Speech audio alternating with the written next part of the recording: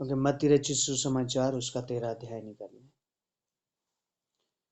और इसकी 8 आयत पढ़ दीजिए। पर कुछ बीज अच्छी भूमि पर गिरे और फल लाए, और कोई 100 गुना, कोई 60 गुना और कोई 30 गुना। जी, ऐसे लिखा हुआ है इसमें, ठीक है। 100 गुना, कोई 60 गुना और कोई 30 गुना लाया है, ठीक है।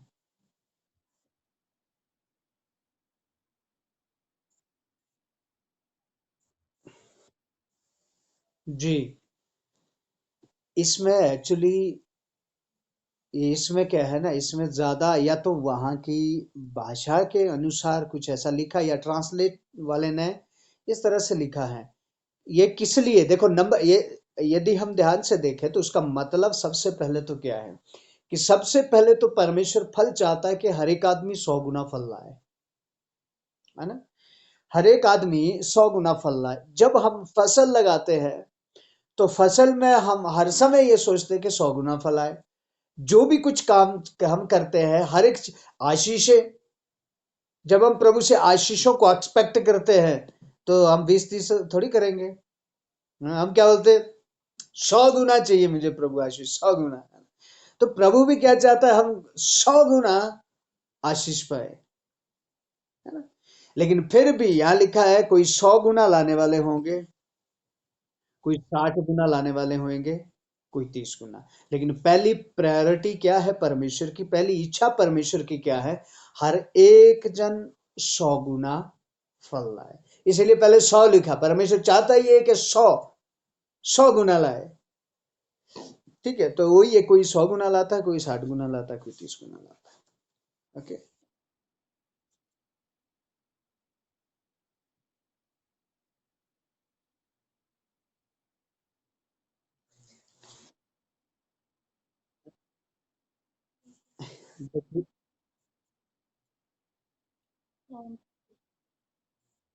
देखिए, परमेश्वर को मुंह के शब्द इतने मायने नहीं रखते हैं जितना उसको मन मायने रखता है, क्योंकि वो हृदय से। जी यस, वो राइट है। सुनिए मेरी बात, देखिए, अभी एक, मैं फिर वही उदाहरण में आ रहा हूं। एक बुढ़िया ने प्रार्थना किया, क्या प्रार्थना किया, उसने वचन सुना, राई के दाने जितना विश्वास हो पहाड़ टल जाएगा। पूरी रात प्रार्थना करती रही, पूरी रात प्रार्थना करती रही, लेकिन सुबह जब नहीं टला तो उसने क्या बोला, मुझे पता था ये टलेगा ही नहीं। तो परमेश्वर उसके मुंह से ज्यादा भी मन को जानता है ना कि इसके मन में क्या है, अंधविश्वास है, अभी विश्वास नहीं है। मुंह से तो वो प्रार्थना करती रही, सुबह तक करती रही, ठीक है। मुंह से तो वो सुबह तक प्रार्थना करती रही, लेकिन परमेश्वर बोलता मैं तेरे मुंह से नहीं, मैं मन से जांचता हूं। जो प्रार्थना मन से आ रही है ना, वो निकलेगी तो मुंह के जरिए है, लेकिन जो प्रार्थना मन से आ रही है ना, वो ही प्रभु के सामने जाएगी, ठीक है। इस बात को याद रखना। और दूसरा, अभी जो आशीष है ना, हम 30 से बोले, 60 से बोले, चाहे 100 से बोले, लेकिन परमेश्वर हमें आशीष हमारी योग्यता की वजह से देगा, ठीक है। +2 पढ़ा वाला यदि बोले कि मुझे ASI बनना है, तो वो ऐसा नहीं होगा, वो ऐसा नहीं होगा। अब 8वीं पढ़ा हुआ बोले कि मुझे तो कलेक्टर लगना, तो वो नहीं लग सकता ना, उसके लिए एजुकेशन चाहिए उसके पास, है ना। अब प्रभु के साथ आपका कितना संबंध क्या है, देखो, दाऊद के भाई योद्धा थे, विद्वान थे, ठीक है, जो दाऊद के भाई, और जो उनका बाप यिशे था, यिशे परमेश्वर का जन था, ठीक है। और यिशे उनको रोज सुबह दूध का गिलास देता था, उन्हें मांस देता था खाने के लिए, उन्हें प्रोटीन वाली चीजें देता था, उनको कहता था एक्सरसाइज करो, एक्सरसाइज करो। और उसके बाद उन्हें सिखाता था प्रार्थना करो, क्योंकि यहोवा यदि हमारे साथ है तो तुम एक अच्छे योद्धा बन सकते हो, यहोवा तुम्हारे साथ नहीं है तो तुम्हें विजयी नहीं मिलेगी। वो प्रार्थना करते हैं, ध्यान देना, वो प्रार्थना करते हैं। जब युद्ध के लिए जाते हैं, युद्ध में जाने से पहले भी प्रार्थना होती है, ठीक है। ए यहोवा हमें क्या कर, हमें विजयी कर, ठीक है, ठीक है। युद्ध में जाने से पहले भी क्या होती है? प्रार्थना। वो भी प्रार्थना कर रहे हैं, पूरी इस्राएल की प्रजा प्रार्थना कर रही है, लेकिन गोलियत के ऊपर फिर भी जय नहीं पा रहे वो। ये बड़ी गहराई से समझना इस बात को। और वो प्रार्थना कर रहे हैं, प्रभु जी फिलिस्तीन देश का जो ये गोलियत है ना, हमें फिलिस्तीनियों को हराना है। और क्या कर रहे हैं? प्रार्थना कर रहे हैं। सामने कौन है? गोलियत है।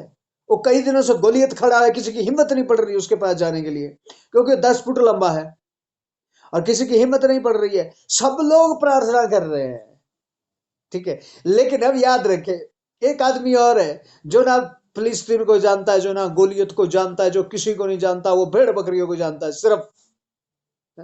यहोवा के पास प्रार्थना सिर्फ उसकी पहुंच रही है। अब फिर ध्यान से सुनिए, दाऊद ने बड़े लंबे समय तक प्रार्थना नहीं की है। अभी देखो, जैसे ही वो खाना देने गया, अपने भाइयों को खाना देने गया, वैसे ही उसने उसके सामने एक आदमी खड़ा है, गोलियत को उसने देखा, और वहां वो कई दिनों से ललकार रहा है। वो गोलियत कई दिनों से क्या कर रहा है? वो ललकार। और वो ललकार क्या रहा है? मेरे हाथ से तुम्हें मेरा यहोवा परमेश्वर भी नहीं बचा सकता है। और सब लोग हे प्रभु देखो ये क्या बोल रहा है, प्रभु आपके बारे में क्या बोल रहे हैं, प्रभु प्रभु हमें जय दो, जय दो, जय दो। लेकिन परमेश्वर जानता है तुम प्रार्थना तो कर रहे, पर डर के मारे प्रार्थना कर रहे हैं। तुम्हारा मन मेरे साथ नहीं है। क्या बोला है? तुम्हारा मन मेरे साथ नहीं है, लेकिन डर के मारे क्या कर रहे हैं? प्रार्थना किए जा रहे हैं, ठीक है। अब जैसे ही दाऊद आया, दाऊद ने देखा कि यहोवा परमेश्वर को ललकार रहा है। उसने क्या बोला? तेरी ये हिम्मत कैसे हुई कि तू मेरे यहोवा परमेश्वर को ललकारे? वो बोलता है मुझे छोड़ो और मुझे जाने दो। अब देखो, बॉर्डर पे जितने भी योद्धा है ना, सब 6 फुट से ऊपर के हैं। अब ये 4.5-5 फुट का पहुंच गया वहां, गोलियत की आधी हाइट से भी कम, क्योंकि योद्धा तो सब लंबे लंबे ही है ना, मोटे मोटे हैं। वो बोलता है मुझे जाने दो, मुझे इससे युद्ध करना है। भाइयों ने बोला तू पागल हो गया? उसको पकड़ के पीछे गया, पीछे हट, तेरा काम थोड़ी है ये। जब हम नहीं हरा पाए, हम नहीं हरा पाए, तो तू कौन होता है हराने वाला? हम योद्धा लोग हैं, हम डर के मारे छुपे हुए, तू जाएगा लड़ने के लिए? उसने बोला नहीं, मुझे जाना है तो जाना है, मुझे जाना है तो जाना है, क्योंकि मुझे मालूम है मेरा यहोवा परमेश्वर मेरे साथ है। आमीन। उन्होंने बोला हम राजा की परमिशन के बिना नहीं भेज सकते, शाऊल को पूछना पड़ेगा। शाऊल के पास गए, शाऊल को बोला भाई ये बड़ी बड़ी ये जबरदस्ती कर रहा है, बहुत जबरदस्ती से जाना चाह रहा है, हम क्या करें? शाऊल ने बोला तू अब अपनी जान का जिम्मेदार खुद है। जी मैं खुद हूं। बोला जाने दो इसको। क्या अब क्या पहनाया उसको? वर्दी, टोप पहना दिया, यहाँ छाती में प्लेट लगती थी लोहे की, और जब वो पहना दिया तो दाऊद की उठा ही नहीं जाए, क्योंकि जितना वजन उसका उतना वजन उसका वो वस्त्र का है। उसने वो उतार के फेंका, बोलता मैं लड़ूंगा, कहां से लड़ूंगा, मेरे तो उठा ही नहीं जा रहा, मैं तो चलते हुए गिर जाऊंगा इतने वेट में। फिर भी उन्होंने, लोगों ने समझाया, योद्धाओं ने समझाया, भाई तू सोच ले, जब तू यही नहीं उठा पाता, अब हम तो ये सारा पहन के चलते हैं, फिर भी थकते नहीं है, तेरे से उठाया नहीं जाएगा, तू क्या लड़ेगा गोलियत से?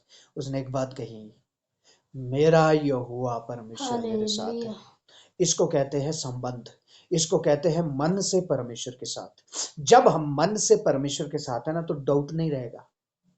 याद रखना, फिर मैं कह रहा हूं, यदि मन से परमेश्वर के साथ संबंध है ना, तो संदेह नहीं रहेगा, संदेह नहीं रहेगा। जो प्रार्थना करेंगे उसमें भी संदेह नहीं रहेगा, जो बात करेंगे उसमें भी संदेह नहीं रहेगा। मैं बहुत बार कह चुका हूं, आप परमेश्वर को समझना शुरू कर देंगे। लेकिन आज का विश्वासी अभी तक अपने को ही नहीं समझ पा रहा, परमेश्वर को समझना दूर की बात है। अभी भी उलझनों में फंसा हुआ है। जब गालियां निकलती है तो दिल से ही निकलती है वो। फिर ध्यान से सुनना, गालियां मुंह से नहीं निकलती। कहां से निकलती है गालियां? हाँ, अंदर से ही आती है ना, वो यहीं से आती है, और यहीं का ही परमेश्वर सुनता है। याद रखिए, यहीं का परमेश्वर सुनता है, जो यहां से निकलता है, हृदय की गहराइयों से जो निकलता है। अब देखिए, उसने सारी यूनिफॉर्म उतार दी, उसको पता है मेरी यूनिफॉर्म, मेरा सब कुछ, मेरा परमेश्वर।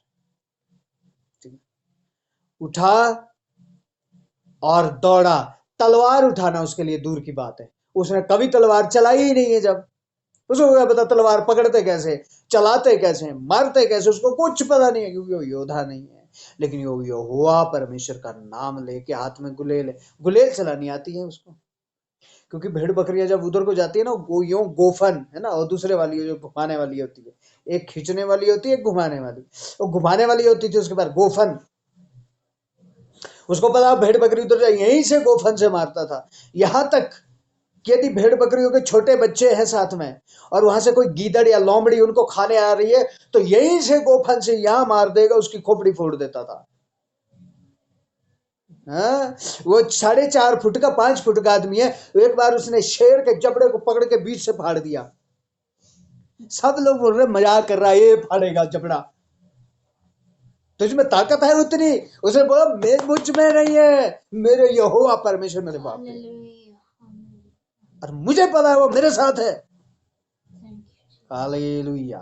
इसलिए मुझे मांगने की जरूरत भी नहीं है, मेरे को खुद ही दे देता, खुद ही मुझसे बात कर लेता, मुझे पता लग जाता है कि देने वाला है। और मुझे पता है कि गोलियत को मैं ही मारूंगा।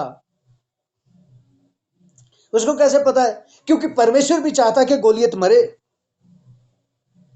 और परमेश्वर की इच्छा उसको समझ आएगी, क्योंकि उसका संबंध किससे है? परमेश्वर से है।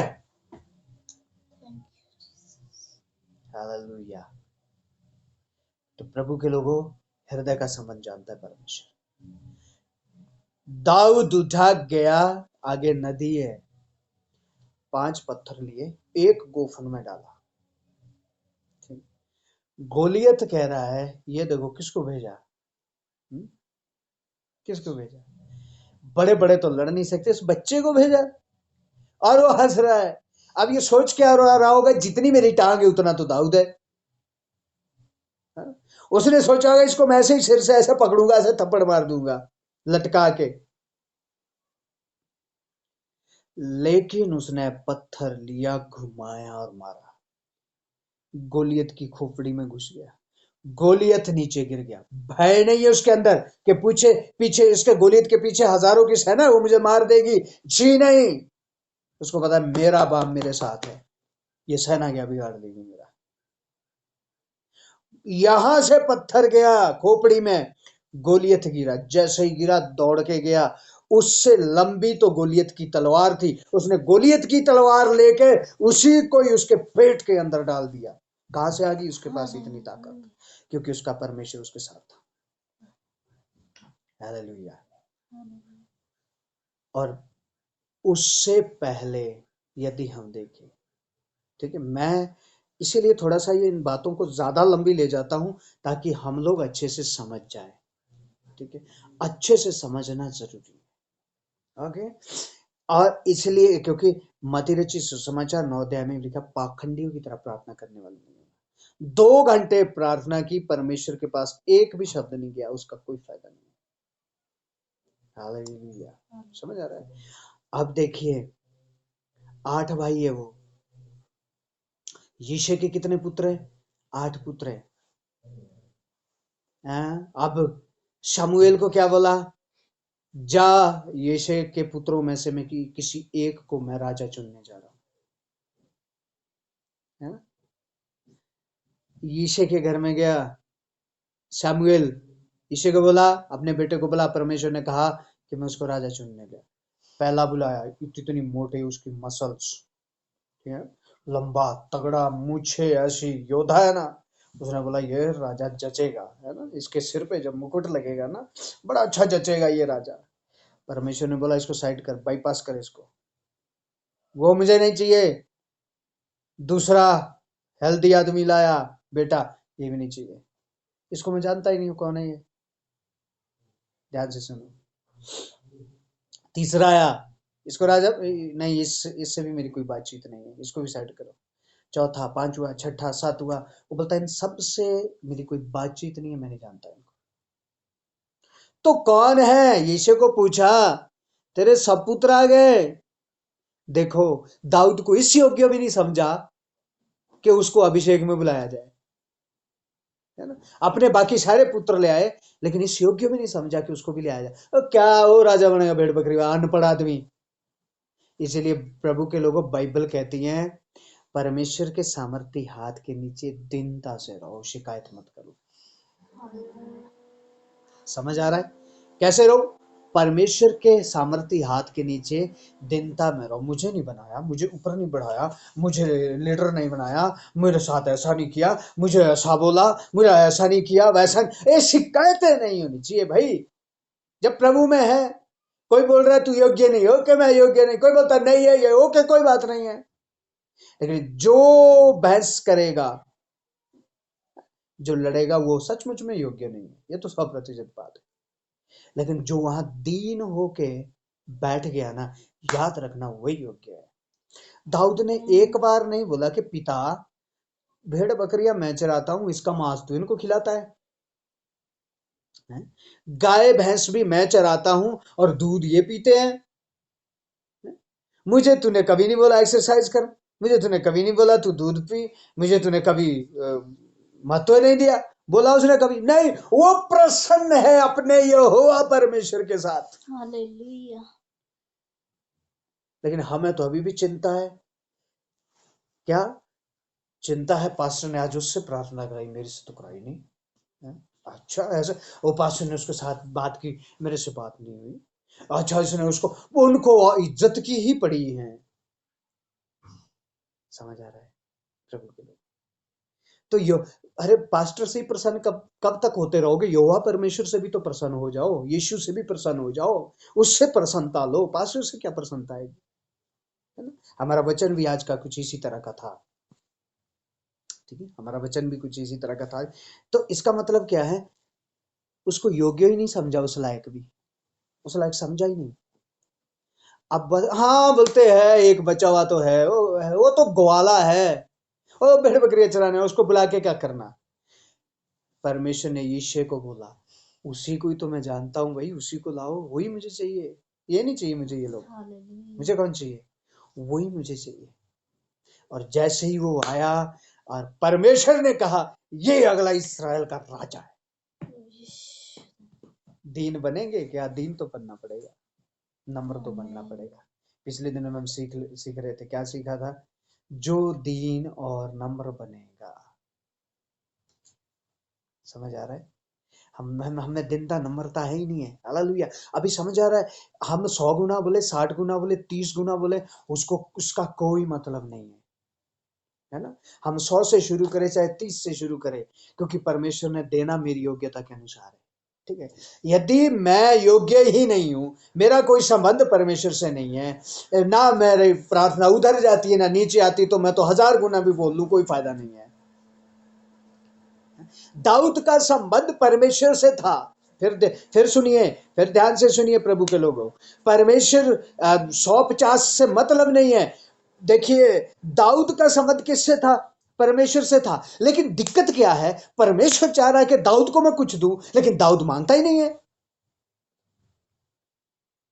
ठीक है। परमेश्वर तो चाह रहा है मुझे दाऊद को कुछ देना है, दाऊद मांगता ही नहीं है। अब परमेश्वर ने क्या किया? खुद आया और बोला, दाऊद, अरे भाई मांग ले कुछ, तुझे चाहिए क्या? प्रभु के लोग यदि बाइबल पढ़ते हैं आप लोग तो समझ जाएंगे। क्या बोला? अरे दाऊद, बोल तुझे क्या चाहिए, मैं खुद आया हूं, बोल अब तो बोल, क्या चाहिए? दाऊद क्या बोलता है? कुछ नहीं चाहिए। क्या बोलता है? कुछ नहीं चाहिए, एक वर मैं मांगता हूं। क्या? जीवन भर मैं तुझसे दूर ना हो, इसके अलावा मुझे कुछ नहीं चाहिए। समझ आ रहा है प्रभु के लोगों? इसके अलावा मुझे कुछ नहीं चाहिए। इसीलिए मती रचित सुसमाचार 6 अध्याय उसकी 33 आयत में लिखा है, पहले धर्म राज्य की खोज करो, ये फ्रिज, बेड, बिल्डिंग, घर, गाड़ी, इसके पीछे क्यों जा रहे हैं? बिजनेस, ये वो सो संसार, इसके पीछे क्यों जा रहे भाई? पहले क्या कर, धर्म और राज्य की खोज कर। वो देगा कैसे नहीं? वादा किया है उसने, मैं भूखे तक नहीं रहने दूंगा, वादा किया है ना उसने। हमें धर्म राज्य से कोई मतलब नहीं है, हमें तो मतलब है प्रभु मेरा पर्स भर दे, जरा फुल भर दे मेरा पर्स पैसों से। सोने के लिए इतना मोटा गद्दा दे प्रभु, प्रभु फ्रिज चाहिए, प्रभु ये चाहिए, ताकि लोग देखें। किसके, देखो आशीष मांग किसके लिए रहे? वो भी घमंड के लिए, ताकि लोग देखें कि देखो प्रभु के लोग कैसे होते हैं। अरे लोगों को तो थोड़ी देर देखेंगे, मर जाएंगे उसके बाद। लेकिन ये बोलो कि स्वर्गदूत देखे, स्वर्ग देखे, मेरा परमेश्वर देखे कि कितना अद्भुत, कितना विश्वास योग्य आदमी है। स्वर्ग से कोई मतलब नहीं है, प्रभु क्या सोचेगा मेरे बारे में उससे कोई मतलब नहीं है। आशीष भी मांगेंगे तो किस लिए मांगेंगे? सा संसार देखेगा। क्या मांग रहे प्रभु से? संसार में रुतबा। अरे वो रुतबा देने वाला है ना बैठा हुआ, यीशु मसीह को सबसे पहले उसने क्या कहा? तुझे इज्जत, दौलत, शोहरत में सब कुछ दूंगा, दंडवत कर बस। क्या बोला था? ये पूरी दुनिया देख ले, ऐसा बोला था कि नहीं? बाइबल पढ़ा करो, बोला था ना, क्या देख ले? पूरी दुनिया देख ले, चारों ओर देख ले, जो कुछ चाहिए, जो कुछ सब दूंगा। और साथ में क्या दूंगा? इज्जत। सब तुझे दंडवत करेंगे, पूजेंगे, बता ये तुझे चाहिए तो दंडवत कर। यीशु ने क्या बोला? दूर हो जाए यहां से। तो क्या हश्र हुआ यीशु का? कलवरी क्रूस के ऊपर चढ़ना पड़ा। समझ आ रहा है? तो शैतान घमंड करता है हर समय, मेरे पास रुतबा है। प्रभु के लोगों, दिखाने के लिए क्या मांग रहे हैं? फिर मैं बता रहा हूं, फिर मैं, चलो प्रभु जो जो मुझे दे रहा है फिर मैं बताता हूं। लूत, अब्राहम। अब्राहम परमेश्वर का जन है, जैसा परमेश्वर ने बोला वैसा किया। लूत उसका भतीजा है, ठीक है। अब लूत कहां चला गया? सदोम अमोरा में। सदोम अमोरा में पैसे कमा लिए और वहां क्या बना दी? बिल्डिंग। और सदोम अमोरा का प्रधान बन गया। कहां का प्रधान बन गया? सदोम अमोरा का प्रधान बन चुका है। अब्राहम कहाँ है? तंबू में। पूरी जिंदगी कहां काटी उसने? तंबू में। उसने कभी नहीं बोला प्रभु बिल्डिंग दे। अविश्वासियों का पिता कहा है उसको। और स्वर्ग को एक और नाम दिया गया है, अब्राहम की गोद। लूत का नाम है कहीं स्वर्ग में? बाइबल में है कहीं स्वर्ग में लूत का नाम? बिल्कुल नहीं है। अब वो क्या बोला? देखा, अब्राहम का मैं भतीजा हूं और हम प्रभु के लोग हैं। प्रभु मेरी, अब्राहम उधर से कहता होगा, ये देखो मेरे चाचा ताया अब्राहम को अभी भी तंबू में, ये देखो प्रभु ने मुझे कितना दिया। मेरे पास 3 मंजिल बिल्डिंग है मेरे पास, और यहाँ का प्रधान हूँ, खेती बाड़ी मेरी अच्छी है, पैसा है, सब कुछ है। ये देखो बुढ़ा अभी भी कहाँ रह रहा है? ये तंबू में रह रहा है। लेकिन क्या करना पड़ा एक दिन? लूत सब कुछ छोड़ के भागना पड़ा ना। अब्राहम ने क्या बोला? प्रभु मैं तंबू में, यदि तू खुश है मुझे रखने के लिए, मैं धन्यवाद हूँ। परमेश्वर कभी भी लूत से मिलने उसकी बिल्डिंग में नहीं गया, बल्कि अब्राहम के तंबू में आता ही रहता था। हालेलुया। वो मेरे लिए वही जगह महल है जहां मेरा परमेश्वर मेरे साथ हो। मेरे लिए वही जगह उत्तम है जहां मेरा परमेश्वर मेरे साथ हो। यदि बिल्डिंग बना के उस बिल्डिंग में परमेश्वर में नहीं आना चाहे, मुझे नहीं चाहिए, वो बिल्डिंग नहीं चाहिए। प्रभु के लोगों, धर्म और राज्य की खोज करो, वस्तुएं तो मिल जाएगी, है ना? वस्तुएं तो मिल जाएगी, और परमेश्वर को अब मुंह की प्रार्थनाओं से ज्यादा मन की प्रार्थना जानता है। हाँ? मुंह से प्रार्थना कर रहे हैं लेकिन मन परमेश्वर के साथ नहीं है, उस प्रार्थना का क्या मतलब है? हालेलुया। समझ आ रहा है प्रभु के लोग? इसीलिए हम मन से परमेश्वर के साथ हम संबंध बनाए। जब हम परमेश्वर के साथ संबंध बनाते हैं, हम उसकी मर्जी को और उसकी योजनाओं को भी हम जानना शुरू करते हैं। Hallelujah, hallelujah. सो प्रभु का धन्यवाद। प्रभु इस वचन से आप लोगों को आशीष दे।